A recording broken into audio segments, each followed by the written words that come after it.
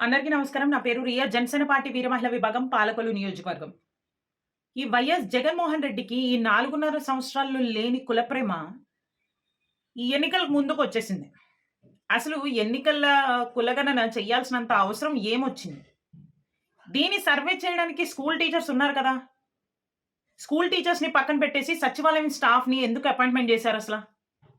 అది అపాయింట్‌మెంట్ చేయడం ఒక ఎత్తైతే, పైగా వాళ్ళకి తోడుగా ఒక వాలంటీర్‌ని ఇచ్చి పంపేస్తున్నారంట ఇన్ఫర్మేషన్ కోసం. మీకు కావాల్సిన ఇన్ఫర్మేషన్ 100% డేటా వాలంటరీ వాళ్ళ దగ్గర ఉన్నప్పుడు, సచివాలయాన్ని అపాయింట్‌మెంట్ చేసి ఇంటింటికి పంపించాల్సినంత అవసరం ఏమొచ్చింది?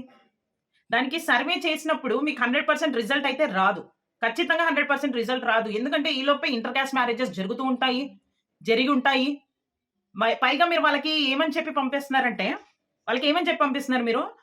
వాళ్ళు వాళ్ళు ఏ కులమైతే చెప్తారో అది రాసుకొనొచ్చేయండి. ఇంకో ప్రశ్న అడగకుండా. ఎందుకు? ఏంటి? అని ఏమి అడగకుండా వాళ్ళు ఏ కులమైతే చెప్పారో అది రాసుకొనొచ్చేయండి అని అంటున్నారంట. దీనెనక ఉన్న అర్థం ఏంటసల? అసలు ఏం ఉద్దేశ్యం ఉంది దీనెనక? మీరేమో బీసీనేమో ఏం ఉద్ధరించట్లేదక్కడ. ఎస్సీలనేమో ఏకంగా తొక్కేస్తున్నారు. మీరు ఈ కులగణన సర్వే చేసి ఏం చెయ్యాలనుకుంటున్నారు? మీకు నిజంగా ఎటువంటి దురుద్దేశం లేదు ఈ సర్వే ఎనక అని మీరనుకుంటే, మీరు ఎందుకు ఈ ఇన్ఫర్మేషన్ తీసుకొని దీన్ని ఎక్కడ భద్రపరుస్తున్నారనేది ఎందుకు వచ్చి ధైర్యంగా వచ్చి బయటకొచ్చి మాట్లాడలేకపోతున్నారు? పైగా మీరు సర్వే చేయాల్సింది సర్వే చేయకుండా, మీ ఇంట్లో కుక్కుందా, మేకుందా, ఆవుందా, బాత్రూమ్ ఉందా ఇవన్నీ ఎందుకు? కొంపదీసి వాళ్ళకి కూడా ఓట్లేమన్నా సృష్టించేస్తున్నారా ఏంటి?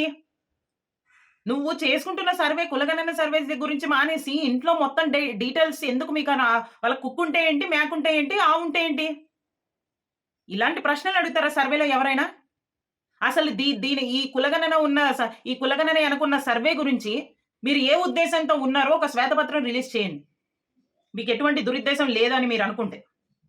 అసలు ఇన్ని సంవత్సరాల్లో లేనిది ఇప్పుడు ఉన్న పలంగా ఎన్నికలకు ముందు చేయాల్సినంత అవసరం ఏమొచ్చింది? నువ్వు ఆల్రెడీ నీ అధికార మదంతో పబ్లిక్‌లో నువ్వు ఆల్రెడీ మా రాష్ట్ర ప్రజలందరిని కూడా తొక్కేసావు నీ అధికార మదంతో. నువ్వు ఎన్ని సర్వేలు చేసుకున్నా, ఏం చేసుకున్నా, నువ్వు ఏ అధికార మదంతో అయితే ప్రజల్ని తొక్కేసావో, అదే ప్రజలు 2024లో వాళ్ళ ఓట్ల రూపంతో నిన్ను తొక్కేయడానికి సిద్ధంగా ఉన్నారు. అది గుర్తుంచుకో వైఎస్ జగన్మోహన్ రెడ్డి.